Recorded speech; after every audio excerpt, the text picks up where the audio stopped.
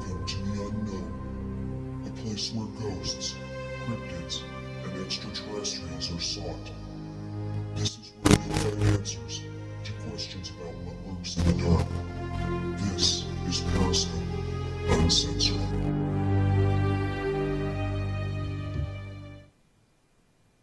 Good evening, everyone, and happy Monday.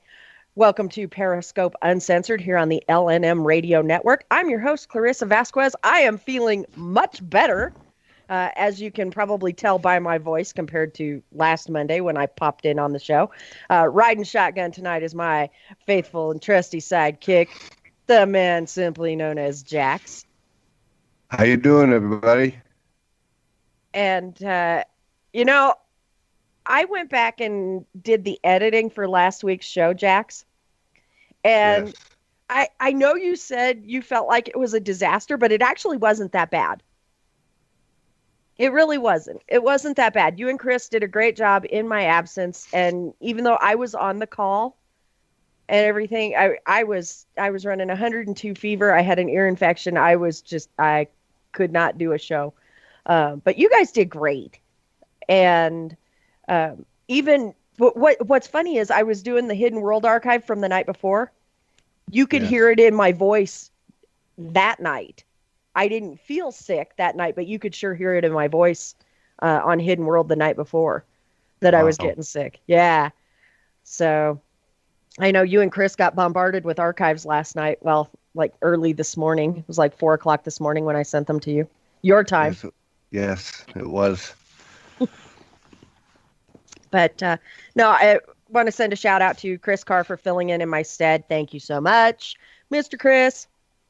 You guys, you really did a great job. And we're going to have Ben Robison back on the show to talk a little bit more about his CERM theory, or his CERM hypothesis, rather, and his documentary coming up. We're also going to talk about his organization, ASEP, and the League of Extrasensory Gentlemen, which is another organization that he belongs to.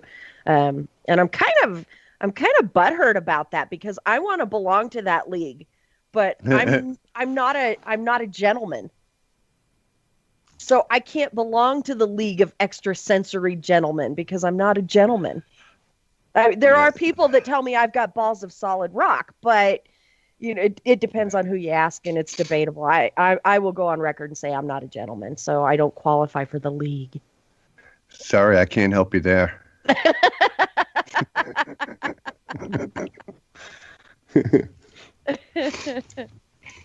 So, we have got a great show lined up tonight, folks. We at the bottom of the hour, when we come back from commercial, we are going to have Mr. Chris Balzano on the line with us. And Jax, I know you listened to this show before you were a co-host. You listened to it on a different network. And so you probably remember some of the conversations that Mr. Balzano and I have had on the air.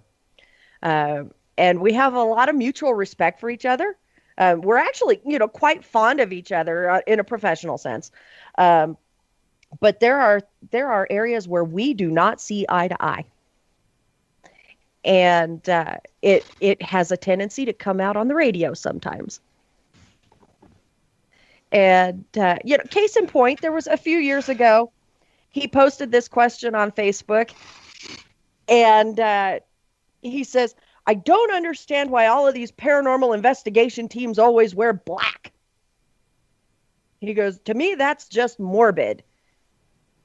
And I messaged him back and I said, well, my organization, we wear black uniform shirts. You've seen our shirts, Jax. We have the black polo, with our logo embroidered, real fancy, very professional looking, for a bunch of goofballs that chase ghosts in the dark. But, I messaged him and I said, the reason we wear black is because it's least reflective and isn't going to interfere with, still and video photography. And he goes, oh, I never thought about it that way. I mean, he was just thinking, people were trying to be, like morbid and creepy and stuff like that. I'm like, well, I can't speak for everybody else in the world, but this is why we do it. Because it's the least reflective color there is. And Correct. And so, these are the kinds of things that Mr. Balzano and I, discuss. I've been a contributor to a couple of his books. He wrote the foreword for one of my books. He wrote the foreword for Ghost Hunting in Colorado. And so, so if that should give you an idea right there of how much, mutual and professional respect we have for each other. We contribute to each other's literary works. But there are areas where we don't see eye to eye. And we were guests on a radio show a few years ago. Gosh, it's probably been 8 or 10 years now. And I don't know what possessed the host. It was the Nightbreed radio show, and Joe Andrade was the host. I don't know if you remember. Joe used to be up in your neck of the woods. And somehow, for some reason, Joe thought it was a good idea to have Mr. Balzano and I on the show at the same time. And we took off and locked horns, and Joe and his co-host didn't get a word in the entire show. There were no commercial breaks. There was nothing. It was just me and Balzano going head to head for like 90 minutes. It was fantastic. I kind of felt bad for Joe, and I don't remember his co-host name. I want to say it was Paul or something like that. But that show has since gone by the wayside. The Nightbreed Paranormal Radio Show, and that was a lot of fun. But I kind of felt bad for the hosts, because they could not get a word in. Balzano and I, we had the horns locked, and we were just going back and forth, rebutting each other's theories and saying, well, if you're going to say this, then you got to include this, and no, you can't include that because you got to include this. And it was nonstop 90 minutes of me and Mr. Balzano going head to head. So I'm looking forward to having him on the show tonight. Yeah, I've been watching his lives, so I kind of, know a little bit about him. Mm-hmm. I know he's got some books out there, and I'm well and versed with at least one of them. Second one, but one of them I know pretty good. The Bridgewater Triangle book? Is that the one that you're talking about? Yeah. Yes. Yep. Yeah, and I'm right willing. In my backyard. You do live in the Bridgewater Triangle, so that'll be good for to have him on the show, so you guys can talk Bridgewater Triangle a little bit. And I'm willing to bet that at some point in the show, we're going to be talking puckwudgies. I was just talking about that. Yeah, I'm going to go on record and say that Chris Balzano is Mr. Puckwudgie. Do you think that's a safe assessment? Yeah. Yeah. We can. It's safe to call him Mr. Puckwudgie. Sure. Yeah, actually, I was just talking about puckwudgies right before the show. I had a couple of friends. Yeah, I was talking about. Had a couple of friends, and they were asking, "What exactly is a puckwudgie?" I heard you bring it up before, and it's like it's basically just like an elemental. Protects the land. You got to show proper respect, or it instantly turns into a gremlin, so to speak. And they're being that little, making your life havoc. Yeah. So to speak. So Puckwudgies have been blamed for some misfortune, that's for sure. You know, I tried to explain it like the fairies over in Ireland. Mm-hmm. You know, they're not like, you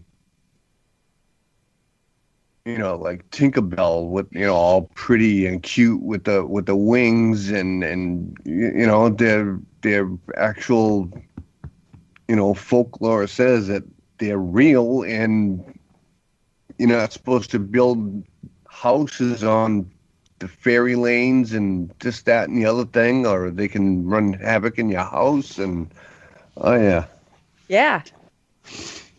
So what you're trying to say is, in the Bridgewater Triangle, don't build a house in Pukwudgie territory? I wouldn't build one out there, but you know, if anyone wants to decide to each his own. I wouldn't build one out there because that's mostly swamp. So, and you already heard about my encounter in the Hockomock Swamp. Yes. When we had John Gomes on Hidden World. He told the story about when I ate it in Hockomock Swamp. And literally ate it. I mean, I had mud and sticks and debris in places I should never have mud and sticks and debris. You know, actually, speaking of the Hockomock Swamp, you know, I've been trying to get together a 2-day expedition. Really? For the last 4 years.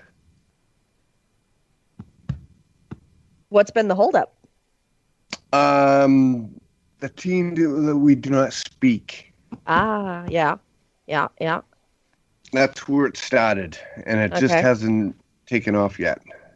Well, maybe this coming summer, that can be an ECCPI venture.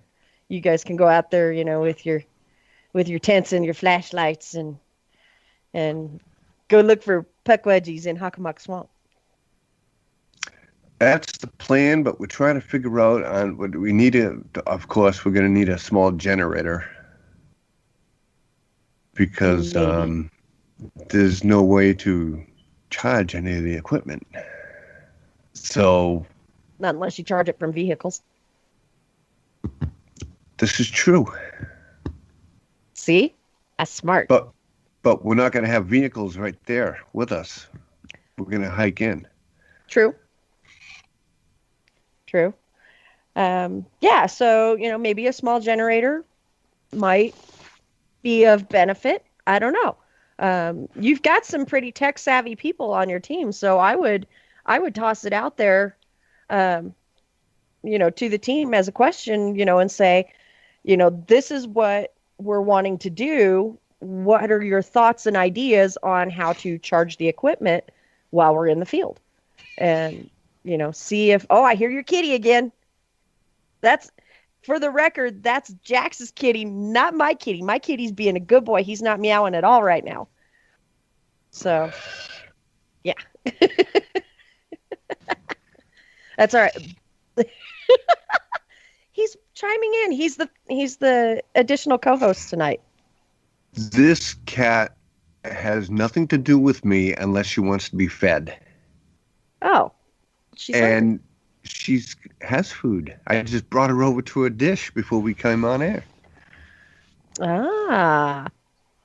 So she's just wanting attention. She's being a diva. Yeah. We should stop. See, usually it's Bubba that's meowing in the background and being a nuisance. But Bubba's sitting at my feet right now. He's being a good boy. So, although last night he was not. Last night, Bubba was being a nuisance, and both of Chris's cats were trying to get in on Hidden World. So, we had it was like cats galore on the air last night. It was great. I loved it. Because I like kitty cats. I don't mind her. It's just that she doesn't have anything to do with me unless she's hungry. It's like, okay, well, whatever. Yes, I'm talking about you. She's going, well, feed me. Give me a treat. Give me catnip. That's what she wants. She wants to get high. You're in Massachusetts. Get her stoned. Weed's legal out there. Get your cat stoned. Yeah. Yeah. But it's like, I don't know. Her name is Smokey because it looks like the color of smoke. Okay. But she doesn't act like a wisp of smoke. She's more like a tornado. More like, yes. It's because she's a kitty cat. Like an E5, E6 tornado. Really? Especially if you give her catnip. Running around, she's all like... I was telling Chris last night about the smart catnip mist that I give to Bubba. Okay. In fact, I'm holding it up so I can show you, and he saw it. He just started meowing. You hear it? He sees it. He sees it. I haven't even taken the lid off of the bottle. And he's like, give me. I want some. Yeah, that's Bubba. Yeah. So now I have to get him high. Here you go. Spray. There you go.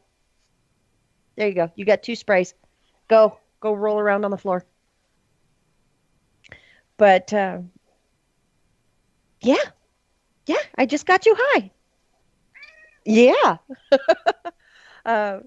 So, I guess it was determined last night that there's not going to be a holiday gathering for ECCPI. Apparently not. Oh, I asked, and Tracy's like, well, I don't think we were brought up. I'm like, well, I'd like to have one. I'm bringing it up now if I hadn't. Because this was almost like 3 weeks ago. Because you and I had discussed it on this show a few weeks ago. I'm wrapped up in my CCPI Secret Santa gift right now. My ladybug blanket. And her husband chimed in and said, yeah, I don't think that was ever discussed. I'm like, okay, well, I'd like to have one. And nobody else responded, so it was like, okay. It's kind of late now, but... We started planning our event back in September and did the drawing for Secret Santa back in September, to give people time to, we set a $20 limit, which for some people is nothing. For others is, a little expensive. So we did it, several months ago, did the Secret Santa drawing and all of that and set the date for the party so that people could plan and budget. And really, if you're going to do an event like that, you got to do it a couple of months out. But we do it every year, and it's a lot of fun. I make Ghost Hunter stew every year, and usually I make Death by Chocolate, but last week, as you know, I was sick and just could not make Death by Chocolate. I did manage to make ghost cookies, the sugar cookies, but I just couldn't make Death by Chocolate, and everybody was really disappointed, but they all understood because I was sick. So, but it was a lot of fun, and we did discuss some business, and as you heard about on Hidden World last night, and as you and I have kind of talked about on the side. We talked about the potential joint investigation between CCPI and ECCPI of Redstone Castle. And I actually was on the phone with the Historical Society today discussing that venture. So it looks like it's probably going to happen. And as soon as I've got dates and more information nailed down, you're going to be the first person I tell so that you can let your people know. So they can start making arrangements to get out here. Fantastic. Yeah, I always thought that I had to go to Europe to investigate a real life castle. No. We actually have a few here in Colorado. And there's Miramont Castle near Manitou Springs, and there's Redstone Castle, and I sent you and Chris both a picture of Redstone Castle last night. Yes. And I was guesstimating that it was probably about 6 times bigger than SK Pierce, and Chris said that was a conservative estimate. He thinks it may be bigger than that. But like I was telling Chris on Hidden World last night, the library in the castle, the walls of the library are lined with elephant hide. And the castle was built it was completed in 1902. So, of course, this was back before it was, very taboo to have, elephant hide wallpaper, and, because it is so old and everything, of course, it's very fragile, and, and you go in there and they're like, don't touch the walls. Okay. I guess I won't have to worry about falling down the stairs and putting a hole in those walls, huh? Well, we're just going to have to keep you out of the library, because if you put a hole in that wall with the elephant hide, we are screwed. Right? Yeah. And for our listeners that don't know, when Jax and Chris and everybody, when we all investigated the SK Pierce mansion in Gardner, Massachusetts back in August, it was August 24th that we did that, something happened. We still don't know what, but Jax took a tumble down the stairs and actually broke the wall. Or did the wall break you? I don't know. Lots of things got broken that night. I think it was probably a combination of both. Yeah. And I saw I have the footage.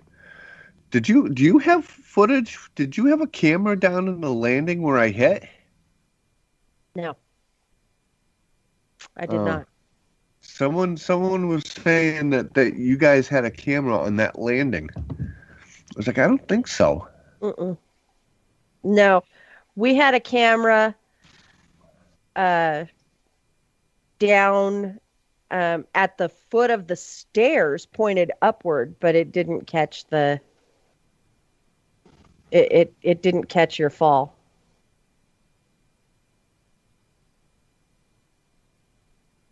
Because I am extremely curious on how I hit that wall. Yeah. Yeah, and I went through all of that DVR footage and everything, and and when it happened, I was actually outside. We had already wrapped the investigation, we were packing up the equipment and everything. And people came running out going, Clarissa, he fell, and I asked you, I'm like, are you okay? And you're like, yeah. I'm like, okay, I'm not going to panic if there's no need to panic. And I was panicking. You were? I was panicking. Poor Alex is right behind me. He's like, oh, crap. Are you all right? I'm like, nope, don't touch me. Yeah, don't touch me. He's actually listening right now. Hey, Is Alex. Here's your shout out. Hey, Alex. And so, yeah, I forgot that we got to work with Alex that night, too. That was really cool. Yeah. Your West Coast representative of ECCPI, is that? That is correct. That is correct. But I don't think that we were. I think we were just on a break when I went down the stairs. I don't think we were packing up just quite yet. Oh, I thought we were done, but you could be right. You could be right.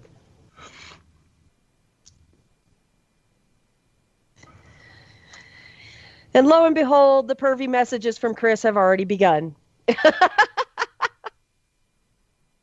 So it wouldn't be Periscope Uncensored without Chris sending one or both of us, something dirty. Jeez. So, but yeah, getting back to our guest this evening, we are going to have Mr. Chris Balzano on the line, and we're going to be talking about his books. I think he has 6 books out. I'm looking right now. I know I sent you the link to his Amazon page earlier. Yes. And I know I have, I know for a fact I have 2 of them. I know I have Picture Yourself Capturing Ghosts on Film and Picture Yourself Ghost Hunting. And I'm looking right now on Amazon. If his name wasn't so darn long, it wouldn't take me so long to type it in. Let's see. He has 1, 2, 3, 4, 5, 6. He does have 6 books out. Okay, so he and I are tied right now for the number of books that we have.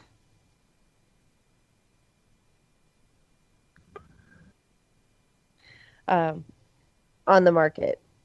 So, and Chris is messaging both of us now. Yeah. And we got to give Chris another shout out though, because he does listen with rapt attention to Periscope Uncensored, and then usually gives you and I a hard time about whatever it is that we say on the air. And usually he's giving us a hard time while we're on the air. But no, Mr. Balzano is. Oh, and of course, I just closed out the page. He is the author of course, Picture Yourself Capturing Ghosts on Film, Picture Yourself Ghost Hunting, and he's got a legend tripping book.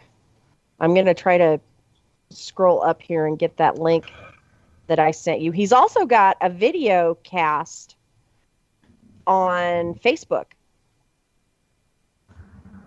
and that I've seen. Okay, here we go. He's the author of Ghosts of the Bridgewater Triangle, Dark Woods, Cults, Crime, and Paranormal in the Freetown State Forest, Haunted Objects, Stories of Ghosts on Your Shelf, of course, Picture Yourself Capturing Ghosts on Film, Picture Yourself Ghost Hunting, and his 6th book is Ghostly Adventures, Chilling True Stories from America's Haunted Hotspots.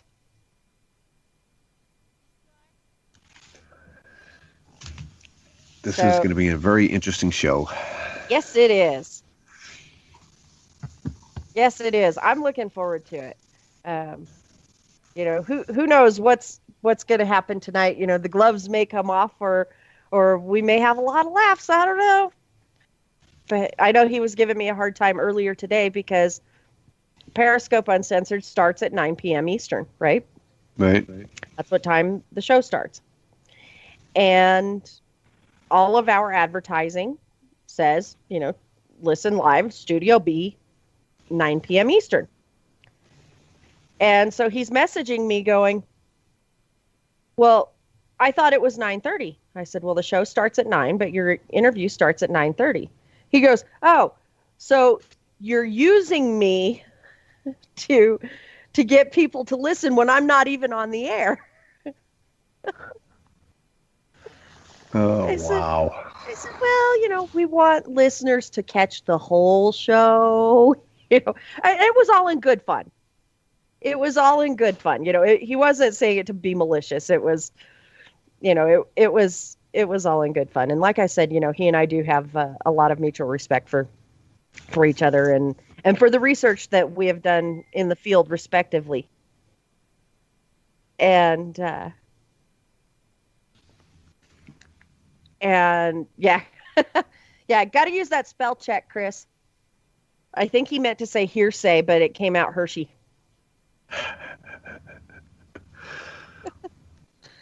So, yeah, Mr. Chris Carr sending us the funnies. Or did he mean to do it? That's the question. I don't know. If Chris Carr is talking about Hershey, you know, what's he trying to do with chocolate? I don't know. So, and it's actually time for our bottom of the hour break. But when we come back, we're going to have Mr. Chris Balzano on the line. So buckle up, folks. You know, grab a drink, use the bathroom, because you're going to want to be in prime condition when we have Mr. Balzano on the line. So stay tuned. You're listening to Periscope Uncensored on the L&M Radio Network. We will be right back. Welcome back to Periscope Uncensored here on the L&M Radio Network. I'm your host, Clarissa Vazquez. Riding shotgun this evening is the man, the myth, the legend, Jax. How you doing, everybody? And we're working very hard to get Chris Balzano on the line. We're having a couple of technical difficulties, and to the point where I actually had to ask him for the number again, because we were having some trouble connecting. But I think we've got him on the line now. Folks, we're going to be talking to Chris Balzano, author of Ghosts of the Bridgewater Triangle, Dark Woods, Cults, Crime, and Paranormal in the Freetown State Forest, Haunted Objects, Stories of Ghosts on Your Shelf, Picture Yourself Capturing Ghosts on Film, Ghostly Adventures, and I can't read the cursive print without my glasses. There we go. Ghostly Adventures, Chilling True Stories from America's Haunted Hotspots, and, of course, Picture Yourself Ghost Hunting. So, ladies and gentlemen, please join us. Please join us in welcoming Mr. Chris Balzano to the show. Hello, how are you tonight? We're great. How are you? Good. I think things would have been a little bit easier if I didn't have all those subtitles. Well, you should have heard what we were calling you on the show earlier. Oh, my. What were you calling me on the show earlier? Mr. Puckwudgie. The Puckwudgie guy. Oh, the Puckwudgie guy. Yeah, for a while I was known as the Puckwudgie guy. It was a name that Dave Schrader coined years ago, yelling at me across the room at a conference, and it just kind of stuck somehow. Well, we were calling you Mr. Puckwudgie earlier. Well, as long as you were adding the Mr., I guess it's okay then. Okay. Makes you a little more distinguished, right? Exactly. The honor and respect I rightfully deserve, yes. And, I have a confession to make. I was a guest on Spooky South Coast back in August. I think it was August 25th. Mm-hmm. And I was really disappointed that you did not call into that show that night. August 25th, I was probably either grading papers because my school had started, or I was out in the field myself. So I have an excuse for not calling in, I guess you could say. It's a dynamic on Spooky South Coast that has evolved over years, and sometimes too many chefs can get that soup a little sour. So, I don't call in much anymore unless I'm asked to as kind of like a guest, because, they've got a lot of really good personalities that work well together. And another one, too many people trying to talk at the same time since they all have interesting things to say, especially with you on. Well, I figured, on, right? I figured because I was on, you were going to call in. Just today, of the first time you were on Spooky South Coast, and how it really turned into me arguing with the co-host of the show about the role of science in the paranormal. And so, it was funny because I was having a good memory and a good laugh at that, as I was remembering walking, circling around the lanai outside, living with my in-laws when I first moved down here to Florida, and remember distinctly me and Matt Moniz just like yelling at each other while you were on, and you were just kind of like, can I get a word in here or what? So, well, and then there was some heated discussions.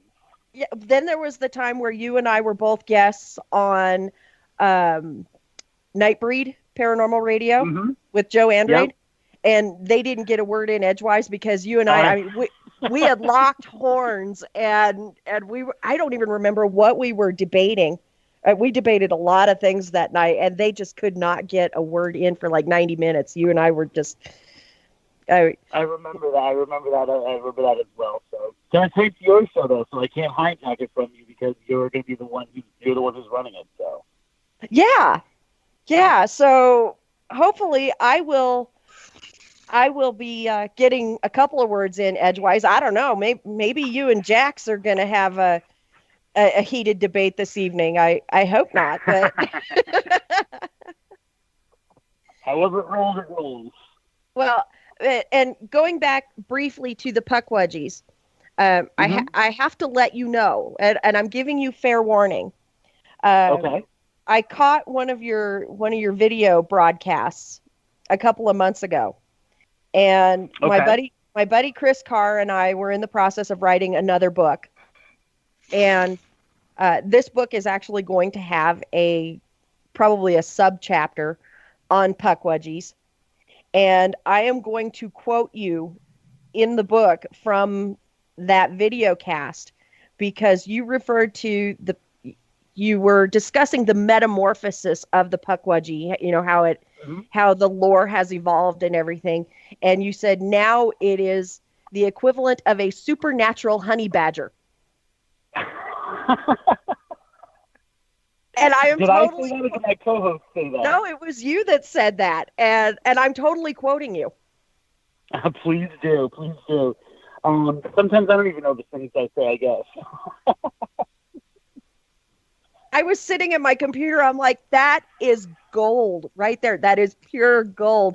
I wrote it down. I have it on a sticky note on my desk. Supernatural honey badger. I'm like, that is going in the book. Well, I want to say, because I'm not an overly honey badgery kind of guy, but I think that I might have been reading a comment from someone in the chat room. So if you want to approve it to me, that's fine because it makes me look good, and I like anything that makes me look good. Of course you do. I think that was actually said by someone else, but I'll totally take credit for it because, over the years, my stuff's been stolen enough I can steal something from someone every once in a while, I guess. Yeah, I'm not too crazy about my stuff being stolen either, but it happens. I think that on a certain level, and the Puckwudgie is a really good example of that because you kind of have to dig deep. And if you watch that broadcast or you've watched, we have an episode of Tripping on Legends called "How the Puckwudgie Got Wikied." It really, and it's hard for me to do this without sounding arrogant because I don't like that necessarily, but I was at the forefront of bringing this creature to people. I wasn't the one who invented it. It was invented long before I did. I was just kind of the first person to make these connections to things that were going on in the Bridgewater Triangle. And because of first of all, because of the name, sounds really cool. But also the nature of it, it really caught on. And now things are so far removed that no one remembers my name, but they remember its name. So as a writer, as someone who is trying to carve out their own piece of the world in that field, you can kind of get frustrated, but as a folklorist, it's amazing. And so I kind of have to take, some kind of comfort in that I can look back and I can say, I can analyze these steps along the way like I did in that episode and say, we have an extreme amount of power as paranormal media because we tap into something that not everybody knows about. And so when we become knowledgeable about something and put it out there and it connects with people, it takes on a life of its own. We have a great responsibility in that aspect, but we also have, I guess the power. We have to understand the power that we have when we are touching upon these things because, and I was getting into it, I think it was our most recent episode, our most recent live episode, we were talking about, when have you done enough research on something, whether it's a piece of folklore, it's the history behind something, or whether it's some kind of ghostly evidence? Right. When is your responsibility to say you have enough to put it out there? And one of the things that I was saying is that, if you're an average person and you are watching a ghost show or you read a ghost book, or even if you listen to a podcast, you assume that the person who's talking is knowledgeable beyond what you are. I never assume that when you're talking, Chris. Neither do my students when I work at my school where I teach. But people do. And so when you talk, they automatically assume that you've done all the research and you are speaking from a place of authority. And it's a horrible but also a really interesting responsibility to hold because of that. And that's probably often times why we get it screwed up so often. So. No, and you're absolutely right. And in my opinion, there's no such thing as too much research. Right. You know, you can always learn more about a given topic, a given subject, a given situation. You can always learn more. And granted, what you learn may not necessarily be factual, but you can always learn more. So in my opinion, there's no such thing as too much research. Right. And you obviously are well versed in that because, you know, when you're researching a book or you're talking about a historical haunting, you know, there's a lot of history that you can get into that's deep hidden history. And you know, it may be relevant, it may not be relevant, but you kind of have to know it. And if you don't know it, I think it destroys kind of part of your credibility. And once that falls, especially because you're talking about something as weird and as unusual as a ghost or an actual haunting, you know, you lose the credibility of that. And that actually impacts the way people view ghosts because someone who talks about them doesn't know what they're talking about. So I try not to talk. I think the same can be said for the way people publicly interact with them. Case in point, some of the paranormal television programs that are out there right now. Mm-hmm. You know, the way some of these people, and I've said it before on this show, I will say it again, the prime offender is the poser in the too tight t-shirt.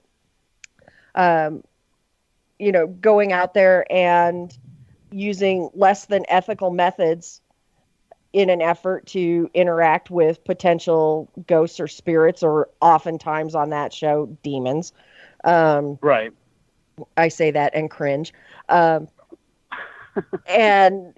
it shines a light on an area of the field that is less than ethical and gives the general public the opinion that that is an acceptable way to interact with what they're potentially encountering. And, yeah, you know, I don't really remember. I don't really remember pre, 2004, because I think everything can be split up in pre Ghost Hunters, post Ghost Hunters. I know that's not who you're talking about, but that's kind of how I split up the paranormal timeline. Mm-hmm. I don't remember many people using angry methods or trying to antagonize to get a ghostly response. And yet it's become extremely popular since then. Mm-hmm. For what we do on Tripping on Legends, we kind of go and we try to relive or reenact something that is part of the ghostly legend of the place we're in. And I had a person who was a psychic kind of rip into me a little bit, being like, kind of putting me in that same class of people who go in there and start yelling at ghosts. And I'm like, we're trying to trigger something, but we're not trying to antagonize. Like, there's a great difference between that. And one is better for me.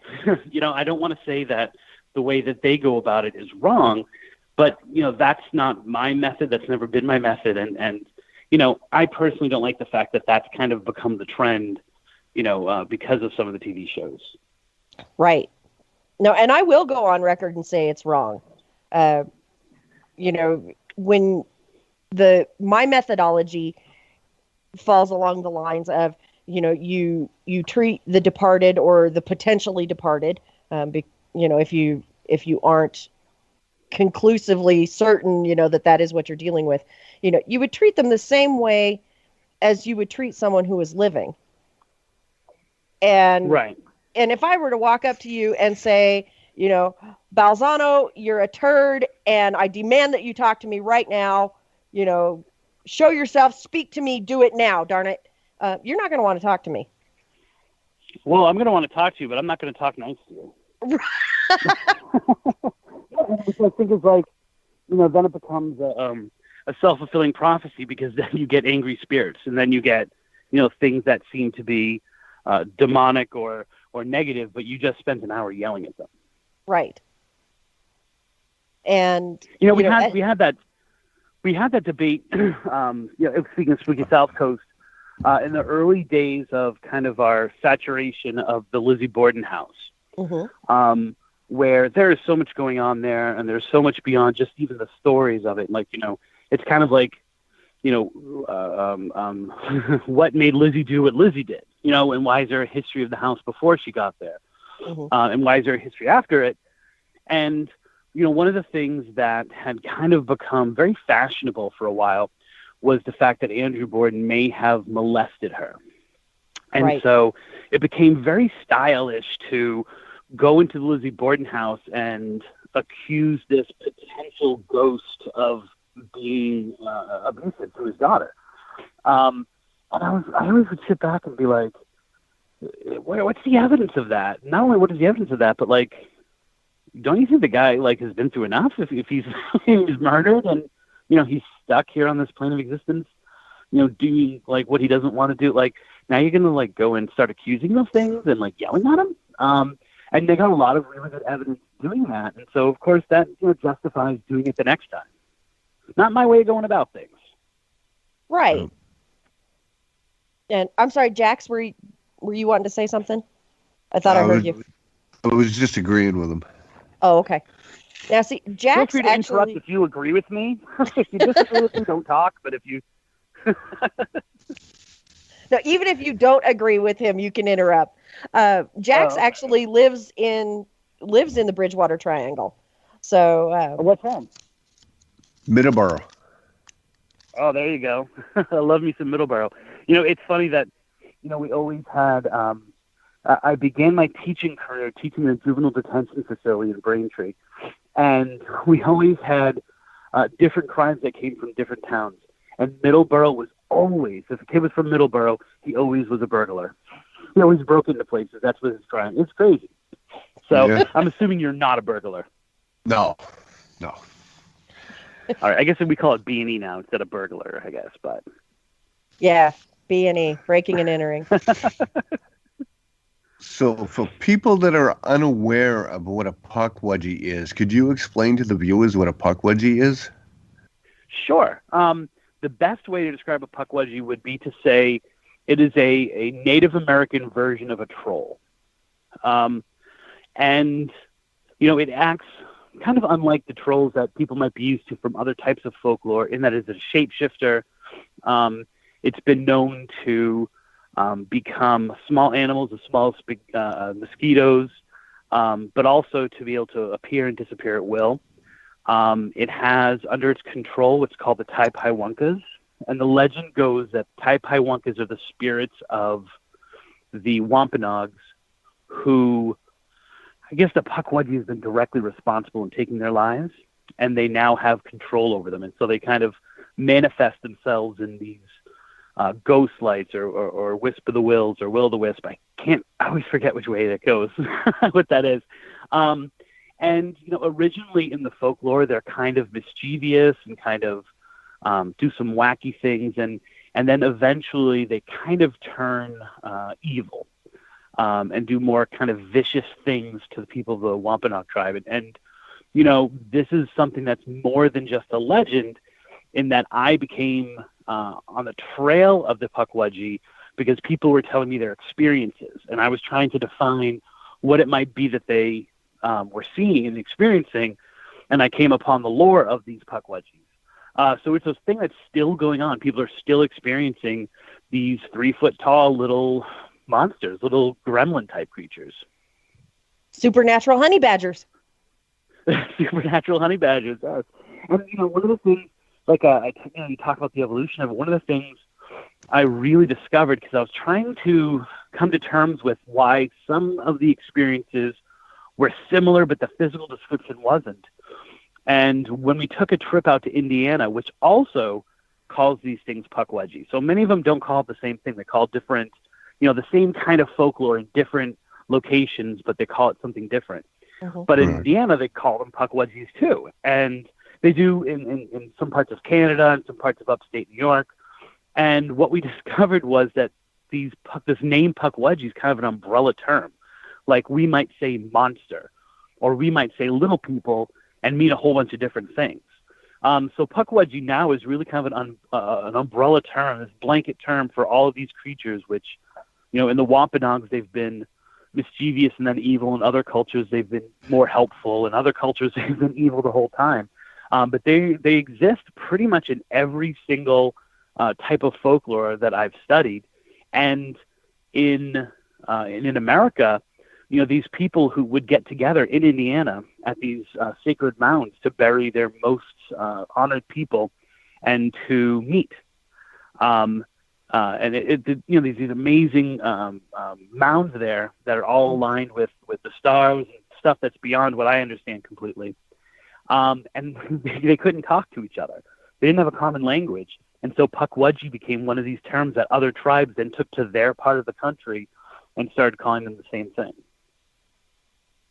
Now, for our listeners, and I don't think Jax has heard this story, and I'm fairly certain our listeners have not heard the story.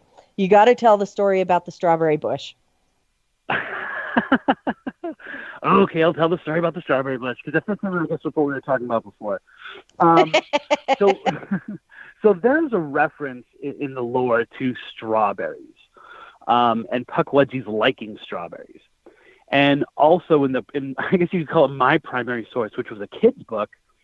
One of the things that really marks the transformation of Pukwudgies into ultimate evil is when they steal their god, the creator god of the Wampanoags, strawberry cake. It's kind of like he's able to tolerate everything, but then when he does that, that's like the unbreakable sin that he then goes on a rampage and tries to kill them all. And so strawberries have become associated with Pukwudgies. So I'm driving along one day, and I get a phone call from this girl, and she asks me all this stuff about Pukwudgies. And I'm always free to give my information. And then she said, well, I got to be honest. I work for a TV show, and we have an episode that involves Pukwudgies, and we want to have you on. And I'm like, well, I'm in Florida now, so I can't really go back up to Massachusetts. She's like, that's okay. Someone's going to call you back, and they're going to interview you and get all this information. And so the TV show was Paranormal State. So I get a call back, and I do probably about an hour and a half, 2-hour interview talking all about the Pukwudgies and things like that. And at one point, he asks me, how do you get rid of a Pukwudgie? And I said, get rid of a Pukwudgie? Well, you really can't. Like, they kind of just lose interest in you. And I kind of go off for a little bit about, like, you know, dispelling them and the myths behind them, getting rid of them. And he says, well, what if you plant a strawberry bush? And I said, plant a strawberry bush? I mean, I don't really see how that would help, but yeah, but I mean, I guess it can't do any harm. I don't really know why you would do it, but you could always plant a strawberry bush. So a few months go by, about 6 months go by, and the episode has come on. Now, not because I don't like them, but I just don't watch most of the paranormal shows. And I never watched Paranormal State before. So I decided to watch Paranormal State. And the guys are on my website, and I'm like, oh, wow, that's cool. And so all of a sudden, there's a room, and it's all the members of their team, and they're all asking me questions. So I'm being asked questions about like 5 different people, and I'm responding to them. I'm like, well, that's really weird. I only talked to one person, but they've kind of edited that way.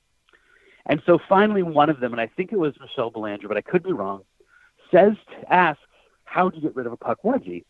And my response on Paranormal State is a strawberry bush. How do you get rid of a Pukwudgie? A strawberry bush.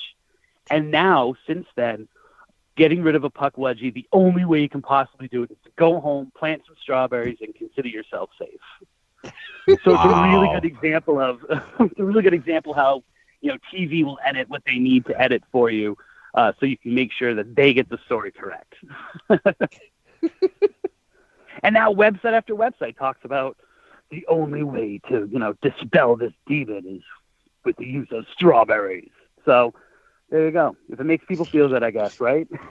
Yeah. If you Google, you know, how do you get rid of a Pukwudgie? A lot of websites will say plant strawberries. Yeah.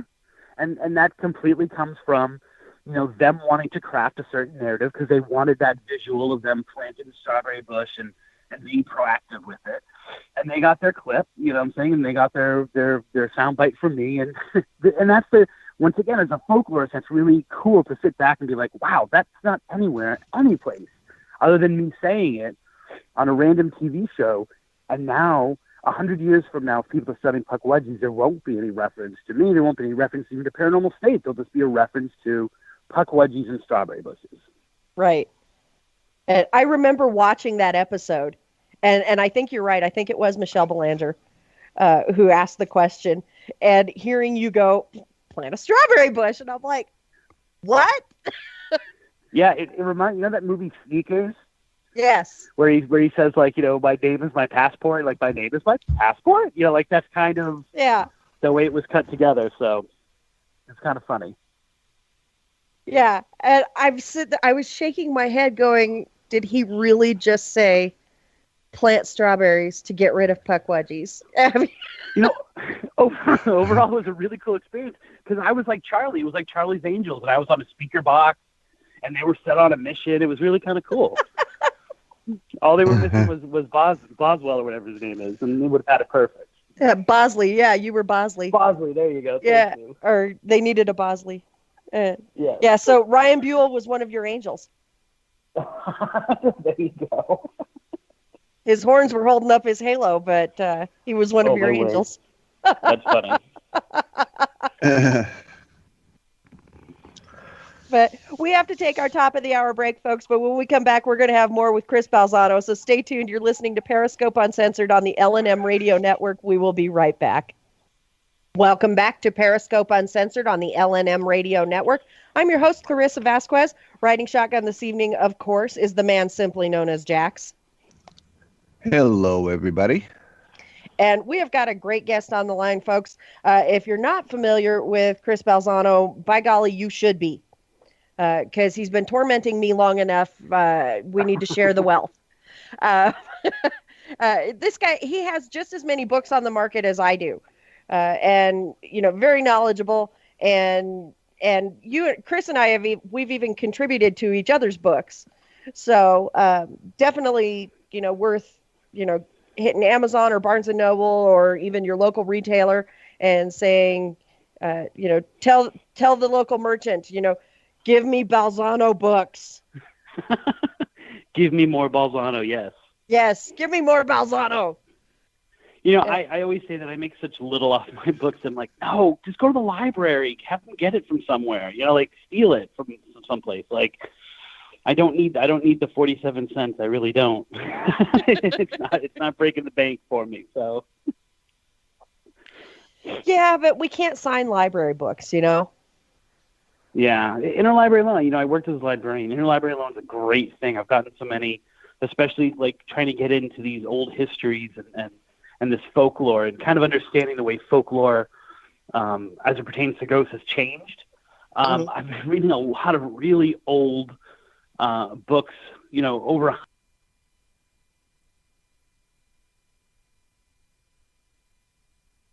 I think Chris faded out. Oh, there he is. The library is a really great place. Get a library card. Get a library card because it can really help out your research. It can really help you out. So here's my library promo. Not signed. I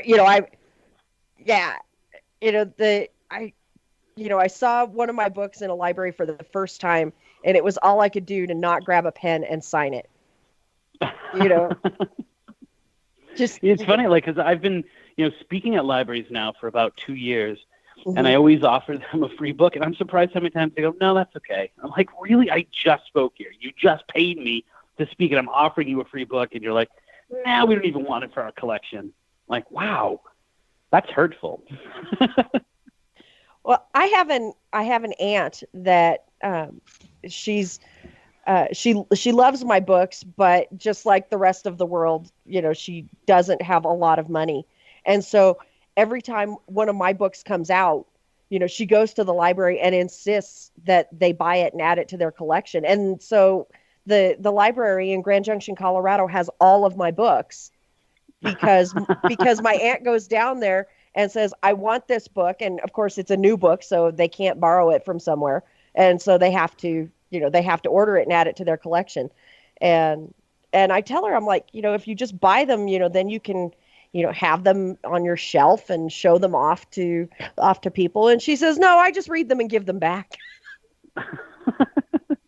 like, thanks for the support. It's funny because my mom expects me when a book comes out to buy her a copy and give it to her. And I'm like, isn't it supposed to work the other way? Aren't you supposed to buy it and I'll sign it for you? Aren't you supposed to, like, support me that way? But the expectation is my family expects me to buy them the book and give it to them. So I just wait till Christmas rolls around. Right. Well, and that was a conversation that Chris Carr and I actually had when the latest book came out. He and I co-wrote Debunking Common Paranormal Myths, Exploring Psychosomatic Pareidolia. We co-wrote it, and when it came out, he's wanting to give away all of these copies, and I'm going, no, sell them. He goes, aren't you going to give them, to the entire CCPI team? And I said, no, I'm going to make them buy them. And he goes, why? We worked really hard on this, and even our copies, that we have, to give away or whatever, those cost us money. And, right. and I have given away several copies. That's not to say I haven't given some away. I gave one to Jax the day that the book launched, actually. Chris and I gave a signed copy to Jax.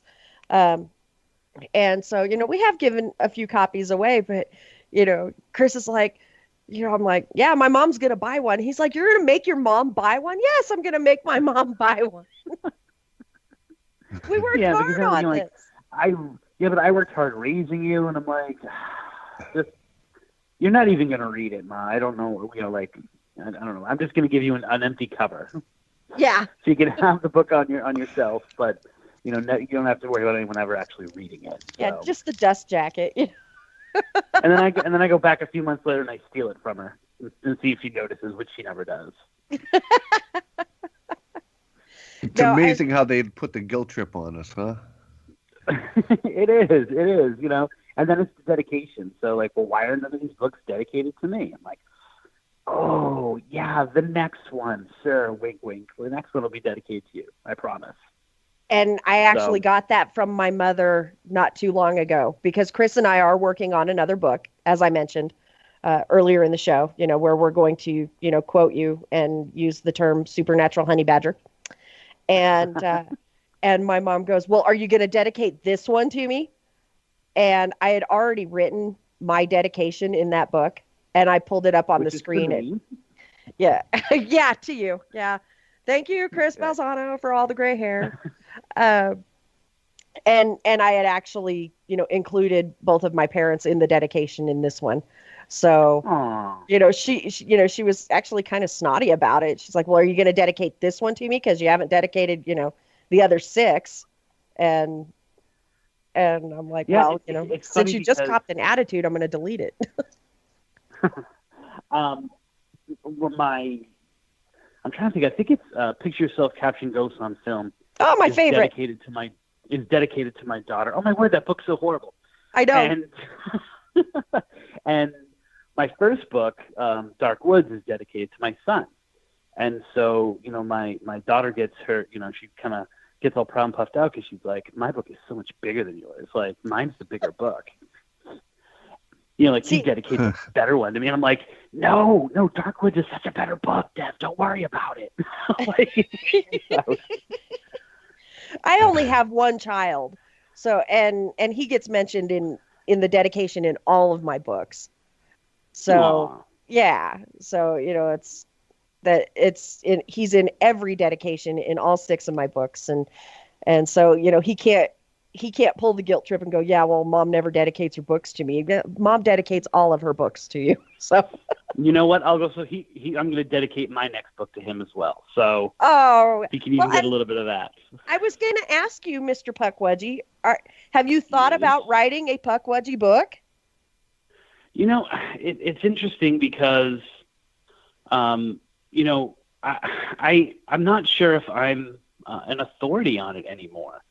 I think it's been taken out of my hands, and I'm not sure how interesting the evolution of a Puckwudgie or the Puckwudgie is to people. Like, people want the stories, right? People want kind of the tales. And I think one of the reasons why a full-length Puckwudgie book, like one dedicated strictly to Puckwudgies, other than, the one that was written, decades ago about the ones in Indiana, I don't think it will work because I don't think the stories are good enough. I think that the stories are eerie. So, one of the things that's typical, which first got me on the path, was that people see these things generally in the woods. And it's like a chance encounter. They come face to face with it, and then it disappears very quickly. And then sometime afterwards, the person will be someplace private, usually their house. And for example, one of the people I spoke to, she was in bed, and she was kind of stirred awake, and she looked out, and the Pukwudgie was looking at her through the window. And it was like a second floor window. Wow. Another gentleman was waiting for someone. He was picking up his girlfriend from work, and he looked in his rearview mirror, and there was the Pukwudgie. Now, that's really interesting, and that's really spooky, but that story only goes as far as that. How many times can you tell different variations of that story and have it continue to be creepy? Like, after the second one, it's kind of like, okay, I get it. Yep, they show up afterwards. What's the next thing they do? And you can kind of tell that from what they look like online now. They went from this kind of weird-looking, large-nosed, almost like someone squished a Native American down to a little person, to these porcupine claw with drool coming down and like blood on their fingers, and that's what people want. But the honest to God idea behind a Pukwudgie is nothing nearly as violent. Now, if you were a Wampanoag, in 1645 and they were kidnapping your kids, sure, but not now. Like, they're not doing that. So I'm not sure a Pukwudgie book would really capture people's imagination as these short little kind of snippets of what they are do. Well, I can tell you just from a radio perspective, every time we start talking about Pukwudgies on the air, it garners attention.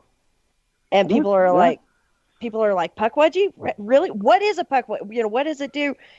And you can always tell the strawberry bush story, put the facts out there and say, you cannot get rid of Pukwudgies by planting strawberries. It was taken out of context on Paranormal State and, et cetera, et cetera. You can set the record straight, man.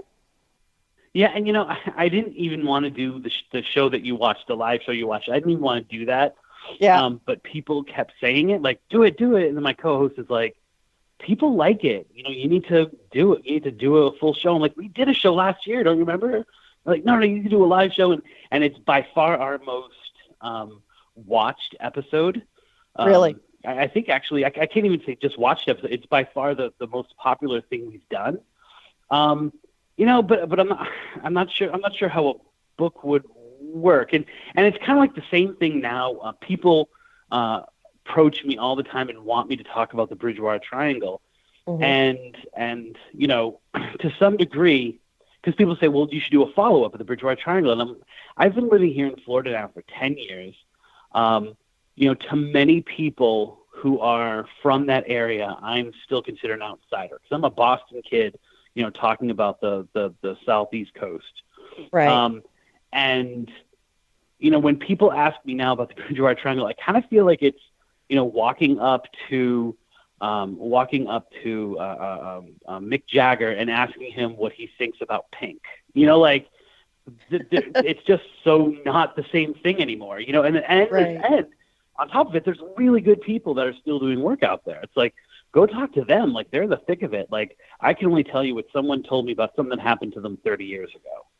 And I've told that story already. So, I've Pukwudgies seem to keep popping up in some of the research we're currently doing. And so I think, I'll always be touching upon them one way or another. And I think that I'm still the only one looking at how they've evolved. I'm just not sure how big of an audience that kind of thing has. People like us, we totally dig that stuff. But I think people who aren't interested, they just want the spooky story, are not going to be as drawn to it. But who cares if they put the money in without reading? If they think that's what it's about, what do I care, right? Just buy the book. Yeah, just buy the book. I always love the reviews that say, well, this isn't what I wanted. It's bad because it's not what I wanted. I'm like, I didn't tell you to buy it. Like, I wrote it. Like, judge it on what it is, not what you expected going into it, you know? Yeah. I guess it's like going into romantic comedy and getting an action movie. You know, it's kind of on you. You should have, you know, it's judge it on the quality of the work, you know, because a lot of people said the same thing about, you know, my Bridgewater Triangle books in general. Is like, well, this ended up being a lot of stories as opposed to real hauntings that happened to people and real experiences. And it's like, well, I can only give you the context of it. I can only give you the story and what it means. And oftentimes when it comes to the Bridgewater Triangle, you know, to tell one little story that's spooky, you have to tell a whole bunch of other stories that fall more into the realm of folklore. And so I can't just make up stories so that proportion becomes more even. It just happens to be that way. Like the myth is always so much more prevalent in so many of these haunted areas than the actually, you know, what has happened there. What you can document has actually happened. Yeah, and I think I find it ironic. I'm sorry, Jax, go ahead. You were going to say something. I do have a question from Google Hangouts from Revisionist. He says he has a play. Yes, it is. He says he has a playful haunting, like tapping on his head. He doesn't worry about it. Should he continue not to worry about it, or does he need to do something about it? Well, you know, in terms of you know, the investigator side of me, if it doesn't escalate and it doesn't bother you, then it's fine. If it's bothering you, and if it seems to get more intense or whatever, I would have, you know, and I'm of two minds of this, but I'll do kind of my investigator mind. You know, ask what's up. Be clear cut. Be like, is there something I can help you with? Like, is there something you need? And if you get a response, then, you know, be wary of who might be trying to contact you. But, you know, if it's just tapping you in the head and it's more annoying, ask it to stop. You know, something like that seems as if it's someone just trying to get your attention or someone trying to break through. If that freaks you out, don't engage. But if you're kind of okay with that and you feel like you're safe, talk to it. Ask what's going on. Ask to give you another sign. Ask to communicate with it, and see what happens from there. Awesome. Thanks for the question. Would you give similar advice? I gave similar advice just today, actually. Okay. I did. I got a phone call. This woman called me out of the blue, and she was referred to me by a lady that I house sit for, who knows what I do. And, you know, she said, you know, this is what's going on. It's freaking out my dog. And I said, well, you know, you've got a couple of choices. You know, you can't, you know, we can come in and do a full scale investigation and try to, you know, debunk what's going on and what's causing your dog to freak, and, you know, or, you know, possibly capture data that leads to a conclusion of paranormal activity. Or, you know, you can, you know, contact a member of your clergy and have them come in and do a blessing. Or you can, you know, leave it be and, you know, see if things escalate, see if things die down. You know, you've got some choices. But if it's really not bothering you and it doesn't seem to be malicious or harmful, you know, then, you know, there isn't much sense in, you know, trying to escalate a situation. Yeah, it's really tough because it's part of the reason why I don't investigate anymore. And I definitely don't do like private residences and houses. It's just not what I do anymore, because you get to a point where it's all you can kind of do is threat to them. You know, like I can tell you maybe there is something here and maybe there isn't, but ultimately, like, what are you going to do with that information? You know, and we had a friend of mine from work was very upset, like around this time last year, because it was Christmas time, and she wanted us to come in and investigate. And ultimately, she's like, and get rid of it. Right. And it was this really interesting dynamic that was going on in the house. And it's a really great ghost story. But ultimately, I was like, I can't get it out for you. I'm not a Ghostbuster. Like, And it led to us at Tripping on Legends doing an episode on kind of the folklore behind getting rid of ghosts. And kind of like what people have suggested over the years and how those remedies came about, and she ended up, removing it herself. She went to a store and she kind of did a cleansing, and she followed some of our advice about trying to identify to the person that they're not alive anymore, because that's what we felt going to the house was going on. But so many of those kinds of stories don't end happily, right? In the moment. And 9 times out of 10, if the haunting is upsetting you, kind of like a punk wedgie, you don't need a strawberry bush. You need to kind of just play it out, and it fades away. Like, obviously, there are instances where things escalate, but I think those cases are few and far between, and we know about them because they're sensational, not because they're the norm. Right.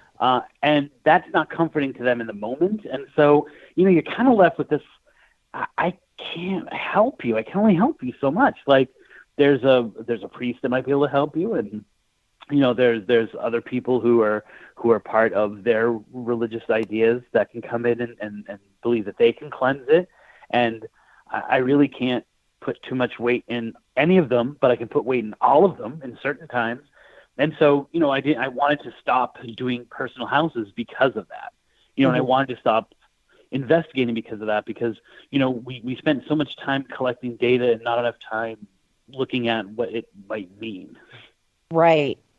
Yeah. And that's a problem that a lot of investigation and research teams run into, is the lack of aftercare, following an investigation.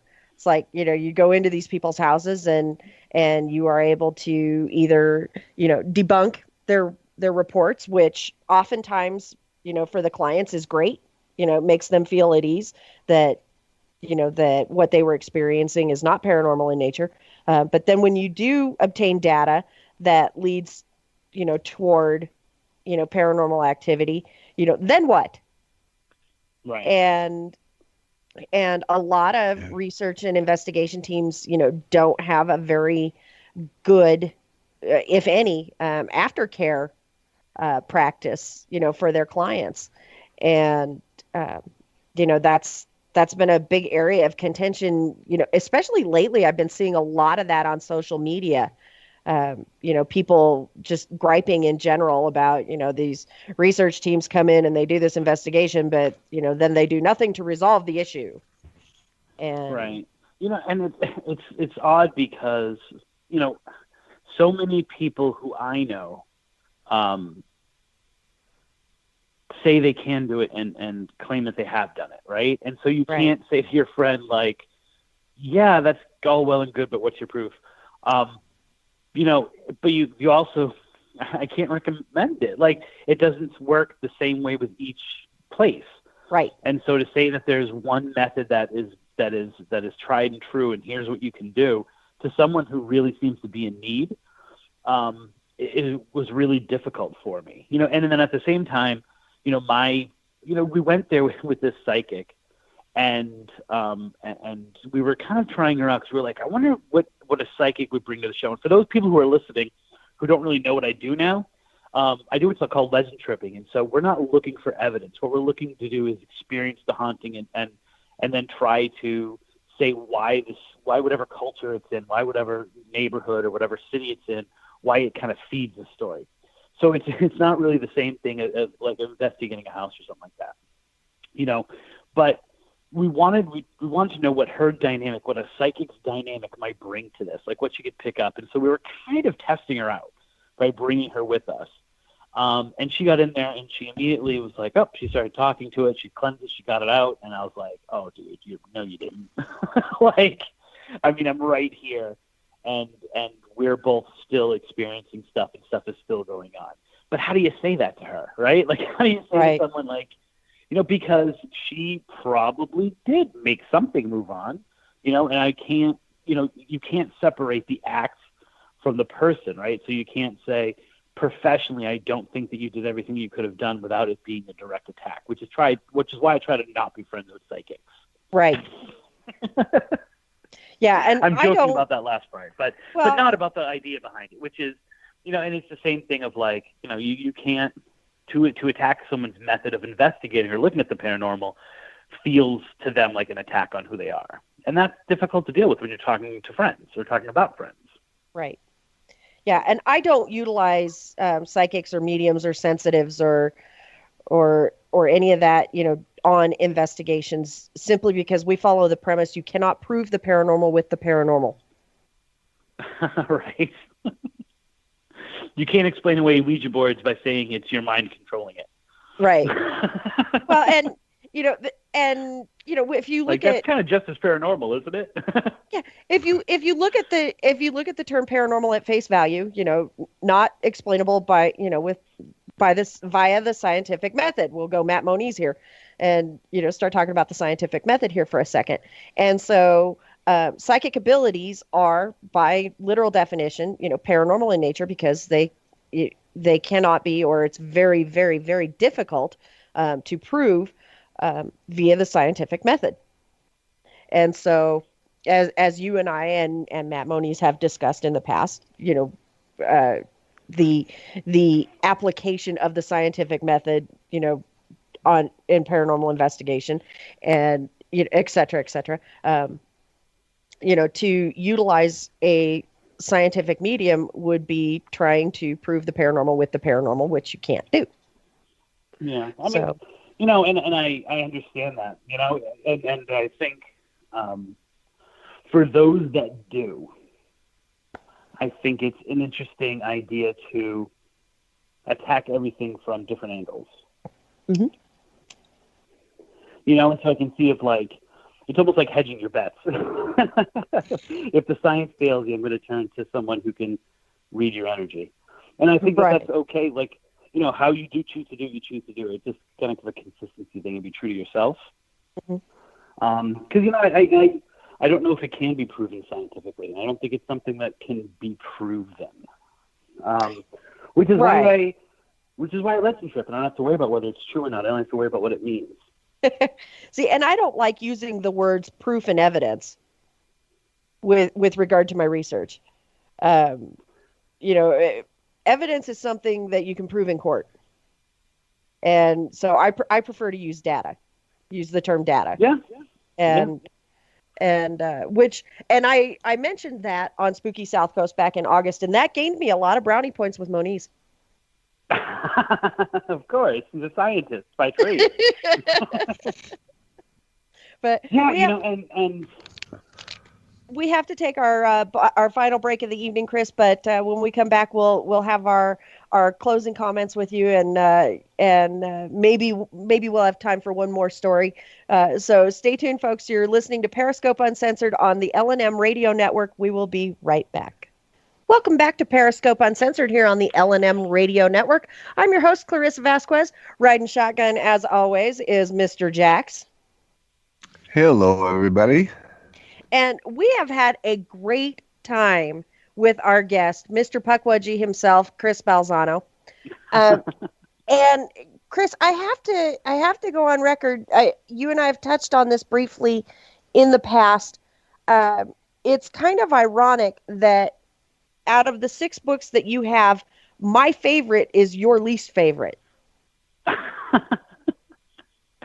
Yeah, okay, so I finished that book. It's Picture Yourself Capturing Ghosts on Film.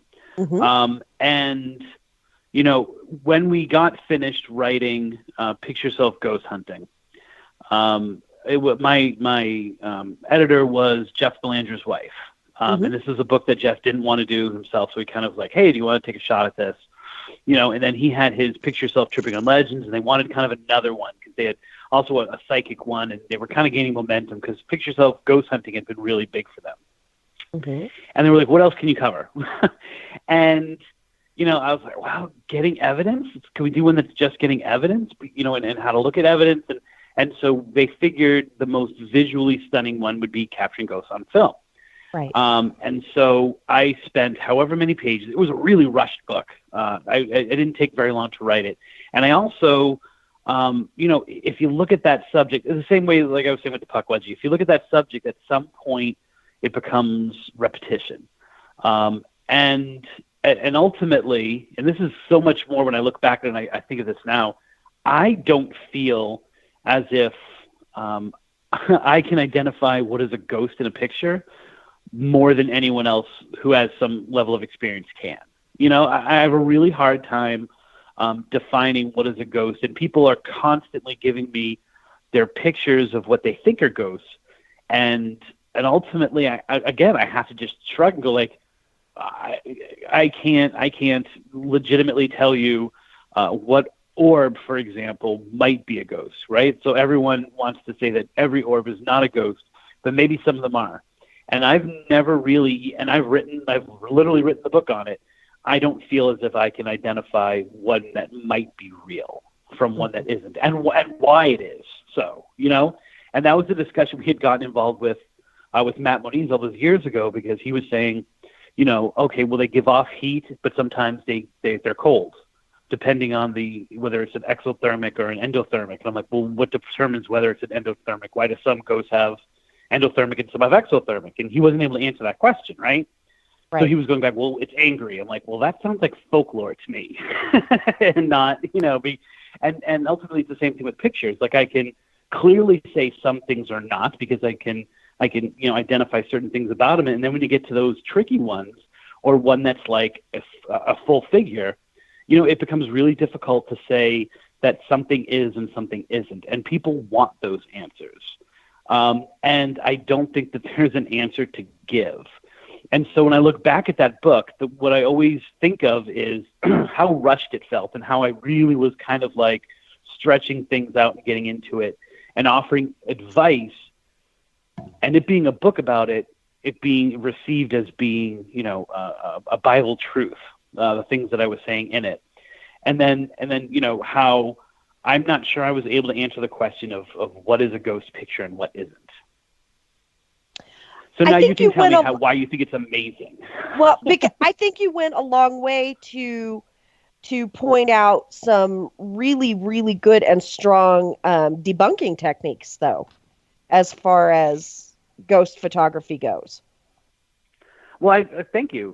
Thank you for that compliment. I mean, you know, and you know, that's part of the reason why.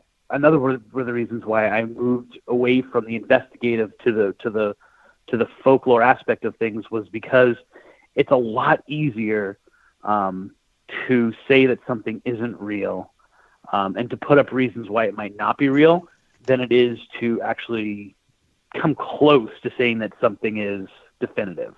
Right. You know, and no matter what you do, you know, when I was writing, I always tell this story, but it's so true. When I was writing Picture Yourself Ghost Hunting, which I think is the better book, and I asked, and you were probably one of the people that I asked, you know, I sent out this survey, and one of the questions was, what will it take to prove to a non-believer that a ghost is real?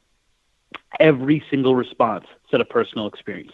None of them said, we collect enough data to present a case and then they believe.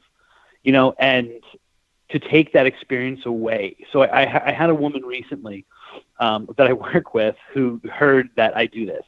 And she's the librarian at the school that I work at. And I was making photocopies, and she kind of kept going. And she's like, can I show you something? You know, I heard what you do. Can I show you something? And it is what I would consider one of the most convincing pieces of footage I've ever seen for the existence of ghosts. It's just, and the situation was that she, you know, I lived probably, you know, I lived 3 hours by very fast boat from Key West. Mm-hmm. And she has a house in Key West, and it's got, you know, cameras and things like that.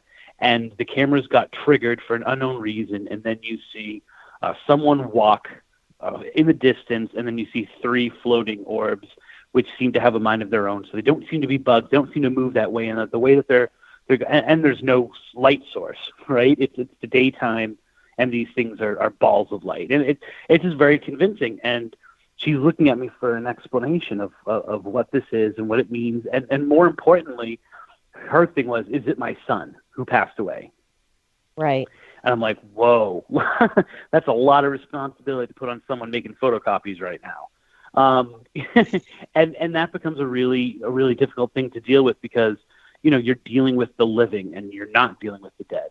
And I could have given her 17 reasons why it couldn't be, and proved myself to be really smart in the debunking of things. But ultimately, what she wanted to know was her son trying to communicate with her, and that's more of a psychological thing than it is a parapsychological thing. And so, I had to say, this is what I feel, this is what I think, and what do you think it is? And have you had other signs? And got away from the actual evidence to her experience. And I think that was much more comforting to her than for me to be able to stamp that and say, certified ghosty. Right. No, and sometimes there is a very fine line that we have to walk, when we're dealing, with people who are grieving, and because sometimes they want so badly for it to be, that loved one, whom they've lost. But Chris, we have run out of interview time. But we want to give you a chance to let our listeners know where they can learn more about you, where they can find your books, where they can watch you or listen to you. So the floor is yours, my friend. Sure. Okay. Anywhere where you get your podcasts, other than the network you're currently listening to, anywhere where you get your podcasts, iTunes or Google Play. It's called Tripping on Legends. We have about 60 episodes up there, 50 episodes proper, as we call them, and then some kind of side ones that are just kind of us talking about stuff. We've got a live show. Honestly, the best way to follow us is to go to facebook.com/Tripping on Legends. That's kind of like ground zero for all that we do. And, you can follow us on Twitter. I'm at Spooky Tripping. I'm at Spooky Balzano. I'm at Spooky Tripping on Instagram. But if you type in Christopher Balzano and Tripping on Legends, you're going to find me, just as my students do, and pull up really awkward pictures of me from like 10 years ago investigating. So all you got to do is Google the name and you'll find it and listen in. And if you don't like our brand of paranormal and what we have to say about the paranormal, that's really cool. But it's kind of a different perspective, and it's a different thing that we do than a lot of other people are doing. And we have a really good, my co-host Natalie, Chris, and I have a really good rapport, and we have this kind of, she's the inquisitive one who doesn't know as much about the paranormal, so she allows me to explain things to her and be the teacher that I am. And, we go out and we follow up on some of these ghostly stories. Some of them have been around, for decades, and some of them even, longer than a century. And we go in there and we try to see what the truth of it might be and what it means for those people. So it's worth a listen, at least a few episodes. Awesome. And of course, all 6 of your books are available on Amazon. Yes. Get Haunted Objects before, because they've discontinued the book. So if you can get it now before it's gone. Or just wait and it'll be in Walmart in by next year, for $2. Awesome. Well, Chris, we want to thank you so much for being a great guest on the show. And I look forward to many more collaborations with you, my friend. Excellent. And I want to get you on my show too. So anytime. We'll have to plan that. in the coming months. So thank you very much for having me on tonight. Anytime. Have a great night. All the best. Happy holidays to the family. Oh, yours as well. Good night. Bye-bye. Good night, Chris. Chris Balzano, ladies and gentlemen. Of course, you can find all 6 of his books on Amazon.com. And you can also find him on Twitter under Spooky Balzano. You can find him on Facebook and Instagram. And he is everywhere. He's like the flu virus. He's everywhere. So what do you think, Jax? I told you he was pretty cool. Yeah, it was very interesting. However, I did, if he comes back at a later date on the show, I do have a few more questions for him. But yeah, he's one of those people, where we just scratched the surface. Correct. And so we're probably going to have him back next year. We're booked through February on this show, so we're going to have him back. But let's see, who do we have next week? I'm waiting for the page to load. Do you remember off the top of your head who we have coming on next week?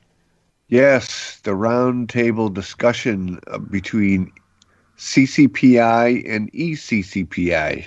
Ah, that's next week. That's next week. Awesome. Yeah, so we're bringing our families to the table, our paranormal families to the table. Yes. We're going to have, let's see, from CCPI, it's going to be myself and my technical manager, Eric, and one of my investigators, Alicia, who's coming from ECCPI. Chris Carr. Yeah. yeah. We already know that Chris is going to be in on this. After that, I have no idea. Okay. All right. So yeah, we'll be joining the families for the holidays, so to speak. Yes. And folks, be sure to tune in to Hidden World Paranormal Talk Radio next Sunday evening.